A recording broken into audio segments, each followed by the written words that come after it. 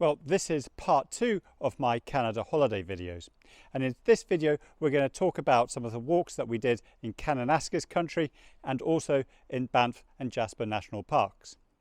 Our first mountain out of Canmore was known as Yates' Mountain, also known as McConnell Ridge. It stands at 1,980 metres and it's one of the first mountains that you get to when you arrive at the Rockies from Calgary. We are at Barrier Lake. What we're going to do is Yates Mountain. So the forecast was for showers, cloudy with showers. Earlier on we had sunshine in the southern part of the provincial park, but we're back up north where it's a bit more cloudy. But there does seem to be an improving theme so far. So I reckon it'll probably take 4, maybe 5 hours to get up and down this particular mountain. We have just seen a famous bear at Banff National Park, even though she's in K country, and she's an albino grizzly bear and her name is Nakoda. So as you can see, we're still on the dam for Barrier Lake. So Rachel is very excited, would you say, Rachel? Yeah, very excited, we just saw Nakoda. Very good. So we're on our way up Yates' Mountain now, away from the lake. One other little thing we saw, a lynx crossing just where the reservoir was. I just saw a second of it. Too big to be a dog, but with very cat-like features. Short stubby tail and definitely a ginger, but a big one. So apparently lynx are very rare to spot indeed. So here's the first proper clearing that we get. Let's take a look.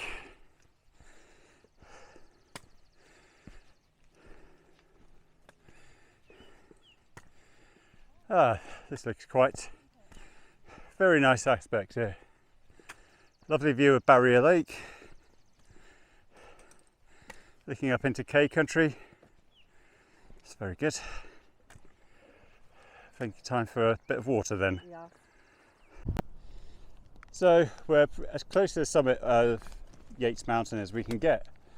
And we says restricted access, and yet over here we've got a sign saying viewpoint. So it does suggest that we are allowed past there by virtue of a contradiction in terms. I think it's just these buildings here that we're not allowed access to. There is a sign saying do not enter. So I think we'll just follow this footpath round and just see what there is on the other side. So on the other side of the helipad you can have a view up the Bow Valley. It's a day of quite mixed weather. There's showers forecast for the whole day. We're quite lucky with the sunshine early on. We had a passing shower just before reaching the summit, but as you can see the clouds are still swirling and there's some more showers coming along. So yes, we've got a view. We're outside the national park and what you can see here is what looks like a quarry and some processing factory. So the air has cleared up where our mountain is and you can see Highway 1, which is quite busy, but further east a thunderstorm has been building. Now we tried an alternative way down. This was called the McConnell Ridge Scrambling Route. However, at the time I did not know it was called that route, otherwise I wouldn't have attempted it. This ridge is got a lot of up and down. It's all walking, it's all in forest, but when it starts to exit the ridge it gets quite steep indeed. And we decided at that point to retrace our steps, get back onto the main ridge and retrace our steps all the way back down to the Barrier Lake car park. Okay, so here we are. Breakfast first before going on a wildlife drive. Tim Hortons, one of our regular fixtures in most Canadian holidays. Here we go, Tim Hortons. Nice view. Good start to the day. A good start to the day. Okay, so we are on the Rawson Lake trail. which you access from Upper Kannanaskis Lake. And what we are doing is making the most of a fairly dreary day. Lots of showers which are coming along, low temperatures. I mean, we had snow on the road across to here, so it was about 2 to 3 degrees this morning. I reckon it'll probably rise up the temperature to about 5 or 6 degrees. But we've had wildfires in Alberta in recent weeks, so a lot of this rain is very welcome. Further north in Jasper, they're getting about 80 to 90 millimeters of rain today. We'll be getting some heavier rain tomorrow. So Rawson Lake is at 2,000 meters, and what we have in front of us is Mount Sorrel. That is 3,170 meters. So as far as corries are concerned, this one is really quite mighty. I can't think of too many corries in Scotland which rise up 1,100 meters above the corrie floor. I think Ben Nevis is the highest one. That will rise up about 600 meters above the CIC hut. So this is about twice as dramatic. There are steep sort of slopes, scree slopes you can take to get to the ridge, but once you're on the ridge, it's then a scramble, quite an involved mountaineering scramble to get to the top. Again, on this side, you could do a steep scree walk up to the ridge, but once you're up there, it is mountaineering territory. So after a wet day in Banff, we emerged the next day to blue skies and snow-clad mountains. It's rather hard to believe that it is June that we're looking at here. Now, we had plans to go to Golden and the Kicking Horse Mountain Resort. Unfortunately, when we got there, we found it was closed. Our plan was to see a very well looked after grizzly bear called Boo. So instead, we headed back up the road to Yoho and we went for what was a fairly decent walk in mixed weather.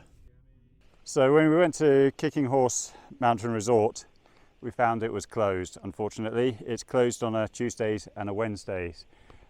We found that's the case with a museum we were wanting to visit yesterday. I think it's a general theme. Things are closed Tuesdays and Wednesdays, but open fully during the weekends. So what we have done is that we've driven back to Yoho National Park, which is in British Columbia, just west of the border with Alberta. And we've gone up to the Iceline trail up Yoho Valley. Here we've got the western side of the valley. We've got a few remaining glaciers here, and looking out further east, you can see the other side of the valley. We have had a rain shower, or more of a sort of hail. Would you say it's a hail and sleet shower? Yes. So very appropriate for the environment we're walking through. So we're going to just continue walking on this footpath through the glacial moraine. So here we are, a bit further along. You can see the contrast between glacial moraine, meadow and forest. Very pretty. We've got another sleet shower coming in, but hopefully it will be dropping down before too long. Okay, so we've got the last bit of hanging glacier. I don't think this portion of glacier is actually flowing at all, so it's just an ice sheet on a slope. Looking further down, this is what's known as the Takawa Falls. We'll be talking about that in a moment.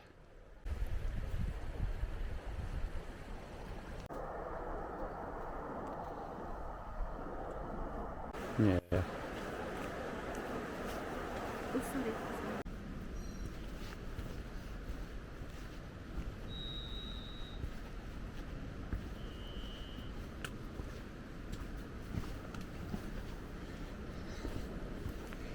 So these sounds you get in the woodlands are quite different to what we have in Scotland.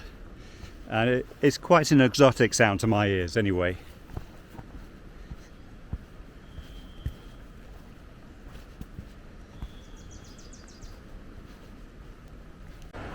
So here we are at the Takawa Falls. A couple of facts about these falls. They are the second highest waterfall in Canada, apparently.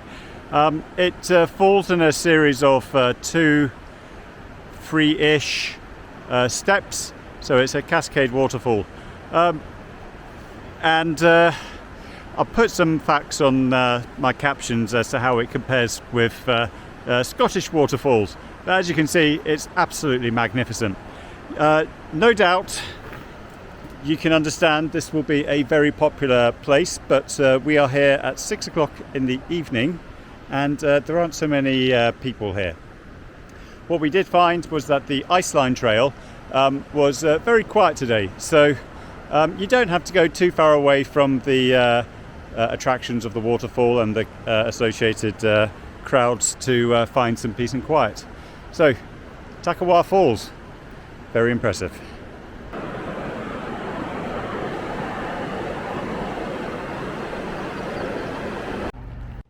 So if you are on Highway 1 travelling from Field to Lake Louise or the other way round, come along to the Spiral Tunnels lay-by. It's quite interesting. Amongst other things, there's a view, a sort of view going up Yoho Valley, and there's plenty of information about the way the train tunnels are dug into the mountains in order to lessen the gradient for the railways. After the day's activities, we were on our drive back along Highway 1 down the Bow Valley from Yoho past Lake Louise and then past Banff. That evening, the mountains were really showing off their magnificence quite spectacularly. And this was our final evening in Canmore for the time being. We are approaching Banff. You've got Mount Rundle, which is in the sun. And then to the left we've got Tunnel Mountain, which is what we climbed yesterday. Further back we've got the mountains of Lake Minnewanka. So one other option you've got if you're visiting the national parks is to go camping. So if you want to go camping, prices are $18.75 per unit per day, which I think is quite reasonable. By all accounts, it looks like you don't need to make any reservations. So this is probably a very good option for people who just want to do things in an unplanned, spontaneous way. So here we are, Icefields Parkway, Highway 93. What we're going to do today, or attempt to do today, is walk up a footpath called Molar Pass. And it's a very scenic road, goes all the way from Lake Louise up to Jasper. So we're heading up the footpath in the lower part of the forest up to Molar Pass. Apparently it's 3 hours one way. It is apparently bison country as well. But it starts off as usual in a forest.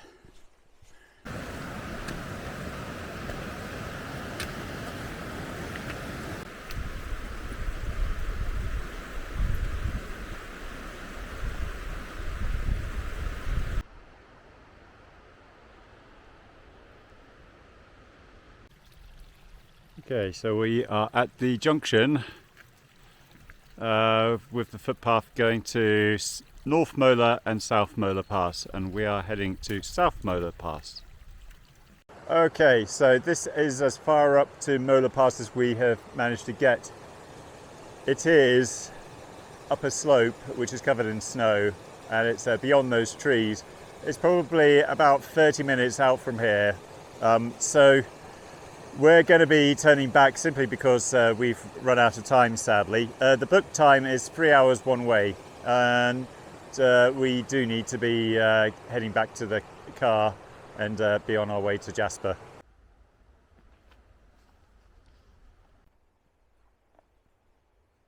Obstacle problems for tall people. Do you want to go first, Rachel? Yes. Go on, Rachel. You go first. Show us how the experts do it. Okay. Oh dear. Ah! Yes, I do. Oh dear. Big wheeler. Big wiener.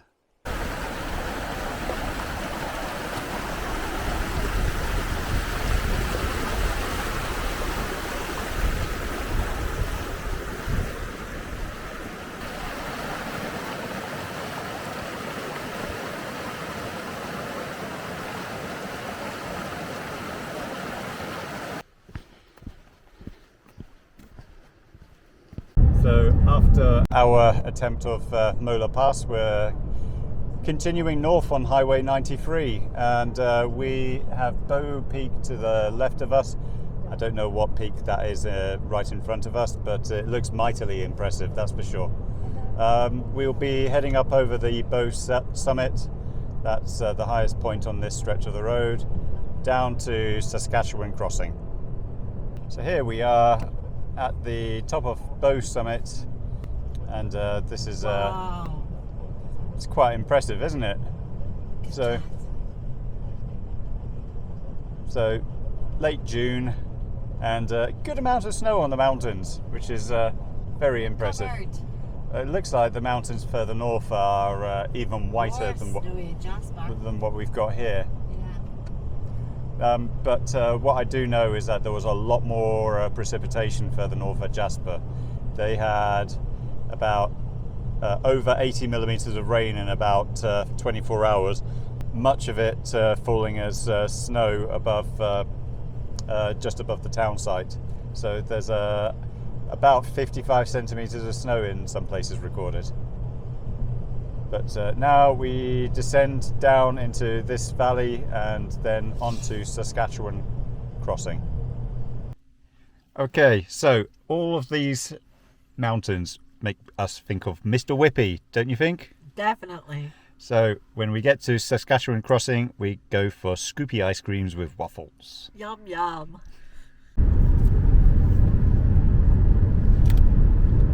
So we are getting closer to the Athabasca Massif. You get a lot of water flowing off the Athabasca Glacier, north and south, and what you have on the left are the alluvial flats where the water settles out, and it's quite a dynamic environment. Lots of stones and lots of wood deposited along the ground.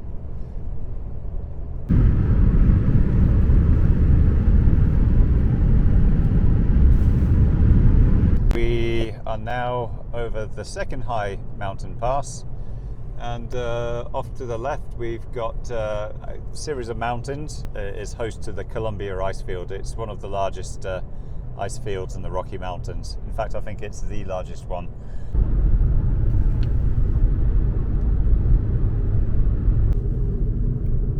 So this is the Athabasca Glacier. You can take a bus ride up there if you want.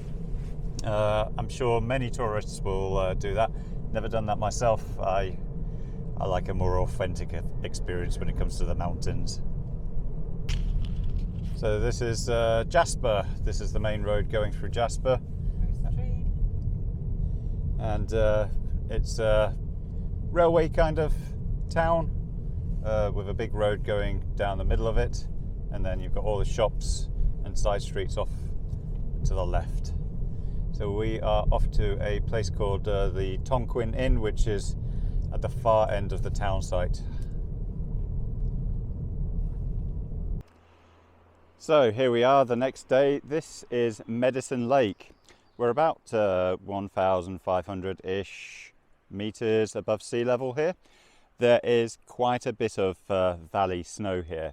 As I mentioned about 2 days ago, maybe 3 days ago, there was a lot of precipitation here, 80 millimeters of rain down in Jasper. That all fell as snow not much further above the town site. And this road was covered in 40 centimeters of snow, and some tourists in a bus all had to be rescued. I think about 40 tourists. This remained closed. It has been ploughed since, but they also needed to keep it closed because of the risk of avalanches. And as you can see here, we've got these slabby mountains which go all the way down from the summits in a very steep slab down to the road. But it looks like much of the snow's cleared from these slabby rocks, but further in the distance, yeah, you can see there's a lot of snow, and that's going to make things tricky for our hiking here. Well, here we are, the Maligne Lake Road. You can just see how deep the snow is further up here. It's rather difficult to make progress off the side of the roads here, that's for sure. Well, we've got a moose in the car park. It's just minding its own business, but I think I'll just keep this is as close as I'll get to the moose. So we are attempting a walk called the Moose Lake Circuit, and one of the things that seems to be apparent is that as well as lots of snow, there's lots of trees which have come down, and of course the chainsaws have got different priorities at the moment in different locations, so we just have to make do with stepping over lots of small trees. And it just looks like a lot of these things, they're not uprooted at the base. They've just they've snapped off the tree trunks. I think what's happened is that the weight of snow has taken a lot of these trees down, and it's starting to become a bit more reminiscent of Storm Arwen in terms of the aftermath here now. So one of the things we did have on our plans was to climb this hill here. This is called Opal Peak. Now obviously there's lots of snow on the ground down at the lakeside, but there's even more snow up there. I know Opal Peak, it's shale rock, it's broken shale rock, and then to have snow deposited on that's going to create perfect avalanche conditions. One other thing I want to just talk about, these boats here, quite noisy, and I just think to myself this would be the perfect location to introduce electric boats onto a tourist attraction. In terms of charging the boats up, there's no grid electricity up here, but you could, for example, have solar panels, floating solar panels on the lake, and you could run your entire operation using that. And I just think to myself, they need to do that kind of thing, because I don't like the sound of boats on the waterside here. Well, here we are on the trail going up to the Bald Hills. Now the Bald Hills we've been up before about 7 years ago.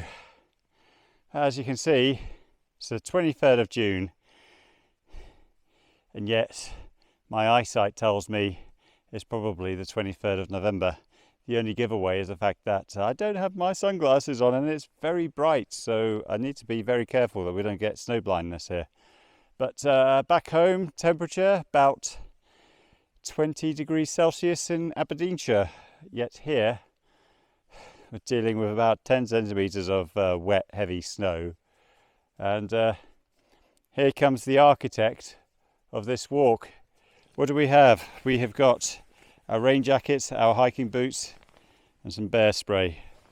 But this fine young lady here is promising me some waffles and maple syrup. So I'm just going to carry on with this idea for as long as it takes. So we are on the Valley of the Five Lakes walk, or at least a variation of it. Instead of going up to the Five Lakes, we decided to turn left on a footpath back to Jasper. So it's contrast, an enormous contrast to what we had at Maligne Lake. It's lovely warm sunshine this evening. It's about 7:30. We thought instead of a wildlife drive, we'd go for an evening walk. Now, Valley of the Five Lakes is generally not recommended because it is so busy. But if you go late evening and then take a small deviation from the walk, you get this place all to yourself.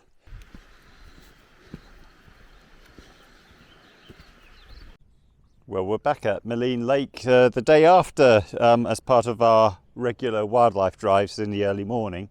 And it's a fine morning, a bit hazy, but I thought I'd just show what the mountains look like when you don't have cloud on top of them. So I think this pointy one just here, that's Samson Peak. So that's quite a distinctive mountain.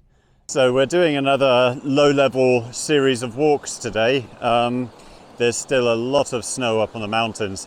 This is Maligne River, quite a bit lower down the Maligne Valley. Further upstream we've got Maligne Canyon. As you can see, it's a fast-flowing river, and it's a glacial river as well, so it's quite a cloudy river as you can see. So we'll be heading on the east side of the riverbank up to Maligne Canyon, and we'll just take a look there.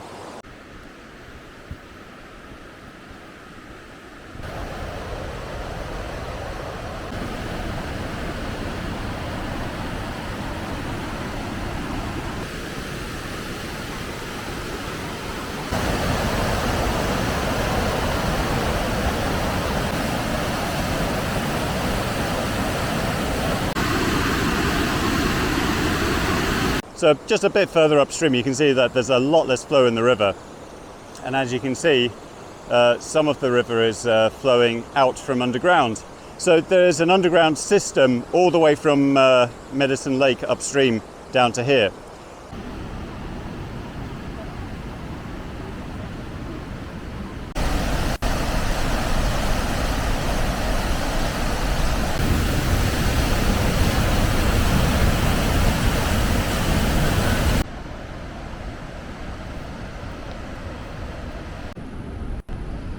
How far down? Very far down. I'm not going near it. I don't want to lose my sunglasses. Staring into the abyss. So on the return leg from the canyon, we take a high route and you get a nice view out to the west up over the town of Jasper. This is Whistler's Peak over here. So here we are above the Athabasca River. We're going to a place called the Old Fort Point, which is a local outcrop with good 360-degree views. One thing I just wanted to point out to you is some naming. So what we have here is Pyramid Mountain, and then I think it's second on the left, this one here is Cairngorm Mountain. So for those people who live in Aviemore and want to know whether there's another Cairngorm in the world, here's your mountain. I think it's about 2,400-ish meters. One thing I will say is that it's quite difficult to get to. In order to get there, there is a track which goes up the right-hand side of Pyramid Mountain. I think up to the tree line. Beyond there, you've got a footpath. There is some scrambling going up to Pyramid Mountain, and then you have to get to Cairngorm Mountain that way. There are no direct ascent routes to Cairngorm Mountain from this area. So we are pretty much at the top of Old Fort Point. And to the south we've got a cumulonimbus shower which has just enveloped Edith Cavell Mountain and moved away, but we've got some more mountains, more thunderclouds coming along this way. So here's a grandstand view of Jasper Townsite, and it's quite impressive. Pyramid Mountain in the background. I don't think Pyramid Mountain's all that popular, so if you have been up to the top of Cairngorm, please make a video about it, because I think it will be very interesting. I think more needs to be done to promote Cairngorm Mountain. I certainly can't find too many examples on YouTube of that mountain. And then further east, we've got the mountains which line the Maligne Lake road. So we've been up on Old Fort Point, we're heading east and we've got a thunderstorm chasing us now. So Rachel, Scary. I don't want to be frazzled. you're not going to get frazzled. Look how many trees acting as lightning conductors there are around here. I'm sure it'll be fine. There we go. Oh, that wasn't such an impressive one.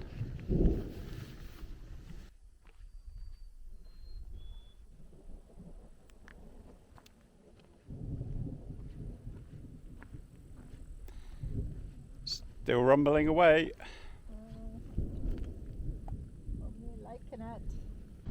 So here we are. We drove round to Pyramid Lake, which is just to the north of Jasper, about 6 kilometres.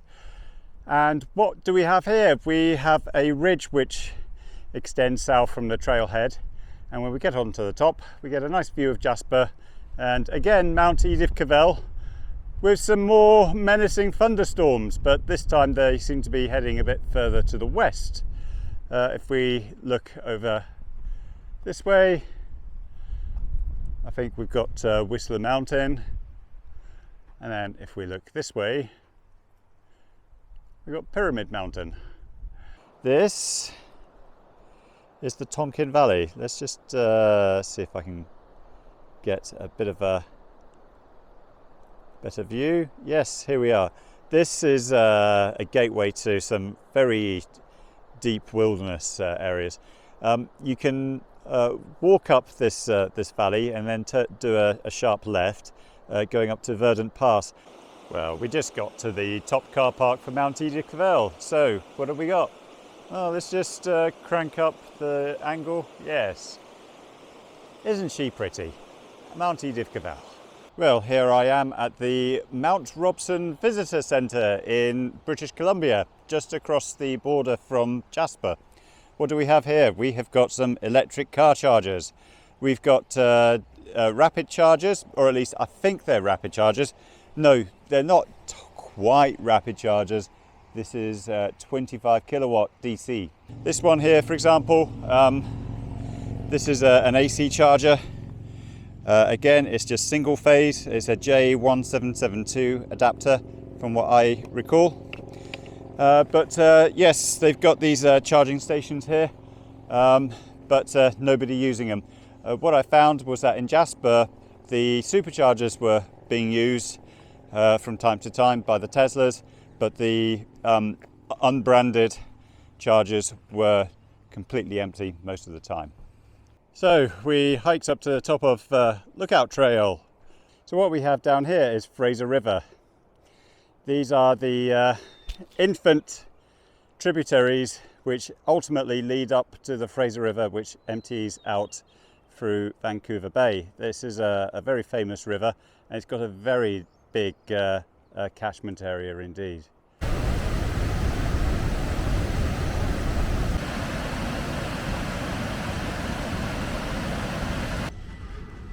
You know, Jasper is a place where they do lots of train and rail yard handling, and these trains are absolutely enormous and they go past very slowly. Best advice I've got for you is don't ever use this driveway and this level crossing. If you want to get into Jasper, it is not a shortcut. Always take the north and south entrances into Jasper. As you can see, we've got a train which is completely stationary. So my best advice to these drivers is to turn around and take one of the other entrances into Jasper. Thankfully, pedestrians and cyclists do have the facility of an underpass going underneath the railway track. So as mentioned before, Jasper's a little bit of a hub for railway activity. Signal station, signal box here, typical freight locomotive over here. Typical example of a much more classic locomotive which used this route, the Yellowhead Railway. And then on the other side we've got the shops of Jasper, and we're going to be just taking in the scene in Jasper. This is the main road, which is Connaught Drive. It's a 4-lane dual carriageway going along the edge of town.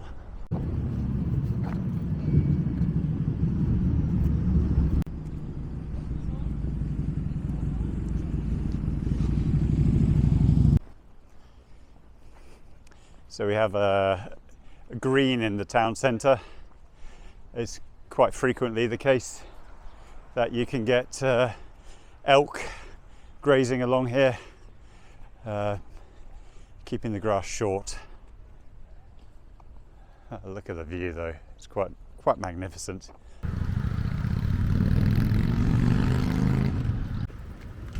So if you take a walk down the back streets or the middle streets of Jasper, it's less busy in terms of traffic, and you get an idea of the kind of architecture we get. It's quite a walkable town, very quaint in terms of the building style. I do like it a lot. One final evening drive south of Jasper, 45 minutes, we get to Athabasca Falls. Very magnificent, especially in this evening sunshine. Well, that's it for this video, and I hope you enjoyed it. Now in part 3, we head back to Canmore for a few more nights, and on one of those nights we head out to a remote mountain lodge in the middle of Banff National Park. So I hope to talk to you again very soon.